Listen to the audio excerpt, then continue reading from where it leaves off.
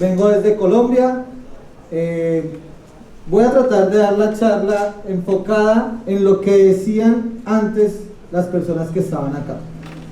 Que dijeron que siempre el usuario es el eslabón más débil, la capa 8, que realmente es un término bastante despectivo un poco, porque está indicando que esos usuarios son los que traen los errores a la organización.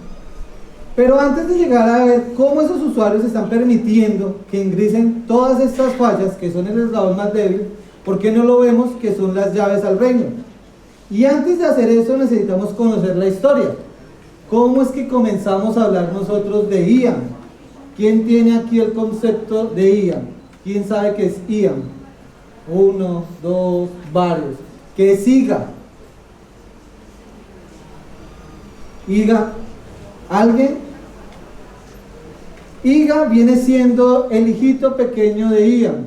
Está embebido dentro de IAM. Pero todo comienza con IAM. Primeras soluciones de IAM.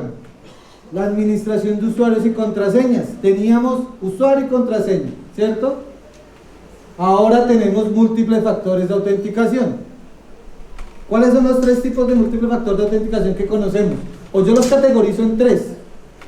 Algo que yo soy, algo que yo sé o algo que yo tengo. Esos son los tres factores de múltiple autenticación que podemos ver. Ahora, una vez conociendo qué es IGA o diciendo que es IGA, si viene embebido dentro de IAM, quiere decir que es como nosotros administramos o gobernamos esas identidades. ¿A dónde le permitimos ingresar? Va más allá de poner una herramienta, va más allá de poner una aplicación. Yo no pongo una aplicación para hacer múltiple factor de autenticación. Yo pongo políticas para que esa identidad ingrese a ciertos recursos. Yo pongo accesos basados en su rol. Si es el usuario de recursos humanos, pues que ingrese a los recursos, a las aplicaciones de recursos humanos. Si es el usuario de financiera, que ingrese a los recursos de financiera. Eso es, digamos, la gobernanza. Acceso a través de políticas. IAM es la gestión de la identidad de sus accesos. Aquí yo ya gobierno esa política. Pero ¿para qué me sirve IGA a mí aparte de poner políticas y ponerle más barreras a los usuarios? Ahí ya se enfoca en los objetivos o los pilares de IGA. Como podemos ver, son tres pilares. Seguridad, porque me va a ayudar a garantizar la confidencialidad de los datos, la integridad de los accesos, la disponibilidad a esos recursos. Voy a tener la capacidad de saber que mis usuarios tienen disponibilidad a la información que están ingresando. Eficiencia. Tengo gestión de procesos. Yo como organización necesito comenzar a gestionar esos accesos de manera automatizada.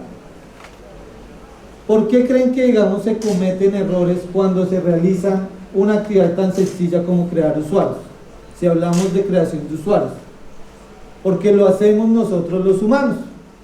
Lastimosamente, cuando nosotros comenzamos a hacer una tarea repetitiva, rutinaria, eso lo que hace es que nosotros no pongamos o no prestemos atención a los detalles. Entonces aquí ya comenzamos a ver que automatizar los procesos, creo que no funciona eso, automatizar los procesos me va a permitir a mí que yo estandarice esa información.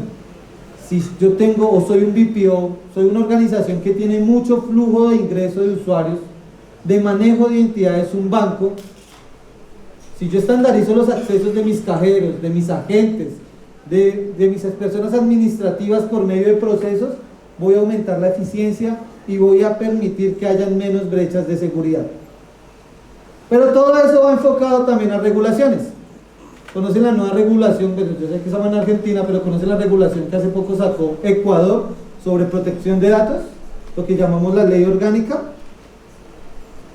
¿Nadie? ¿Han escuchado qué es UBA? User Behavior Analytics. El comportamiento de los usuarios.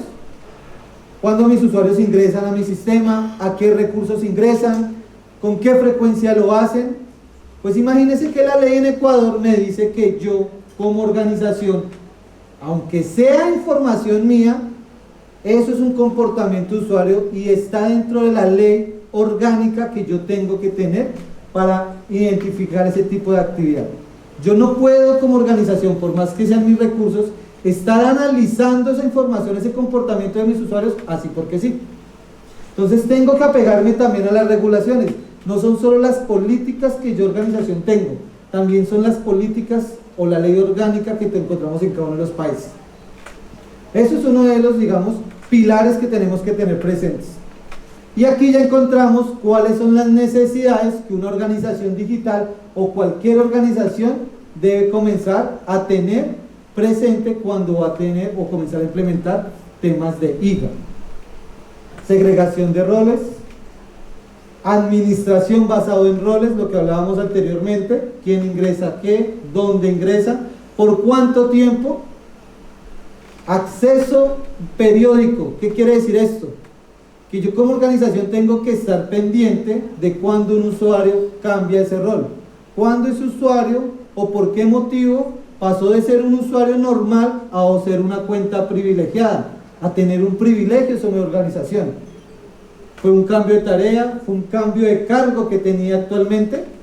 ¿Cómo lo valido yo? Eso es lo que nosotros tenemos que comenzar a implementar. Ese tipo de políticas que me permitan a mí identificar todos estos factores para comenzar a implementar IGA.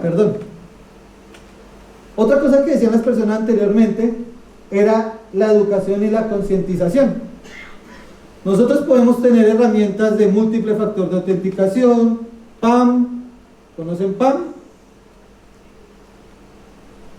Múltiple factor de autenticación, PAM, PIN. Todas estas herramientas lo que hacen a los usuarios es ponerle barreras. Ellos lo ven como otra vez tengo que pedir permiso para acceder al correo, otra vez tengo que pedir permiso o crear una clave de seguridad desde mi celular, otra vez a los 30 días tengo que cambiar mi contraseña. Entonces ya no pongo Argentina 1, 2, 3 asterisco, sino Argentina 1, 2, 3, 4 asterisco. ¿Estoy cumpliendo? Sí. La política me dice que yo tengo que cambiarla. Pero, ¿qué tan fuerte es esa contraseña? Y ahí es donde yo me convierto en un usuario débil, el eslabón débil de la cadena. Todo esto va enfocado en la concientización. Que nosotros comencemos a decirle a nuestros usuarios por qué es importante, por qué se convirtieron en la llave del reino. Y las herramientas deben ir enfocadas a la experiencia de usuario. Imagínense yo teniendo que ingresar todos los días a mi correo electrónico y tenga que poner el nombre de mi mamá con un doble factor de autenticación. ¿Cuál es el color favorito? ¿Cuál es el nombre de mi abuelita? Eso no lo convierte en experiencia de usuario. ¿Cuántos de ustedes tienen acá redes sociales? Todos, ¿cierto? Tranquilos que no es para seguirlos. No me preocupo. ¿Cómo hacen ustedes cuando ingresan a Instagram o a Gmail? Ponen usuario y contraseña, están en un computador. ¿Qué les llega al celular? Un doble factor de autenticación, ¿cierto? ¿Todos lo tienen? ¿Y en las empresas lo tienen? Uy, ahí sí no escuché el sí. Algunos, ¿sí ven? Si lo aplicamos a nivel personal, ¿por qué no lo estamos aplicando a nivel corporativo? Hacer esa experiencia de usuario sencillo. Yo ingreso a un computador desde cualquier lado, rápidamente me llega una notificación en el celular y doy sí, y accedo. Eso es experiencia de usuario. Eso ayuda a la parte de concientización y educación. Ahora, ¿cuáles son los componentes que hacen parte de IGA, de una identidad? Uno, la identificación. La identificación es ese usuario, ese nombre, ese SAN account name, si lo hablamos técnicamente, que todos tenemos, su correo electrónico, su nombre. Esa identidad o ese usuario ya me está identificando. Ahora viene la autenticación. ¿Cómo yo identifico eso? ¿Cuál es su contraseña? Si es un password, si es un múltiple factor de autenticación, si es un token, si es un link al correo electrónico. Eso es lo que me da la autenticación. Ahora bien, ¿qué es la autorización? Es lo que yo tengo permitido acceder, es ese pasaporte que me permite ingresar a los recursos específicos. Entonces ahí ya van tres componentes. Uno cree que en esos tres pasos es sencillo, lo vemos en el día a día, pero mire que ya van tres componentes importantes de yo cómo identifico, cómo autentico y a qué lo autorizo. Una vez el usuario está allá adentro, dentro de los recursos, ya tiene acceso a copiar, eliminar, descargar, pues yo tengo que hacer una auditoría.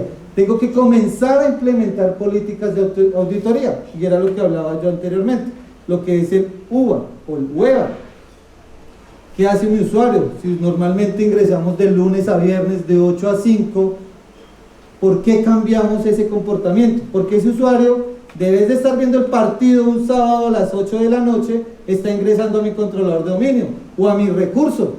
Fue que ese usuario quedó pendiente de tareas, ¿le estoy permitiendo acceder a ese recurso a ese horario? ¿En qué momento cambia esa frecuencia con la que ingresa? Eso es importante y es tema de registro de auditoría. Pero no solo las identidades son ustedes, los usuarios. También hoy en día hay identidades digitales. Un celular es una identidad, un correo es una identidad. ¿Cuántos de ustedes han enviado o les han llegado notificaciones de los bancos que dice no responder @mibanco.com? A todos, ¿cierto? Eso es una identidad. ¿Sí sabían que eso era una identidad? Es un usuario, una contraseña, algo que está utilizando. ¿Yo cómo lo valido? Ese usuario no me va a ingresar una contraseña, no va a ingresar desde otro sitio.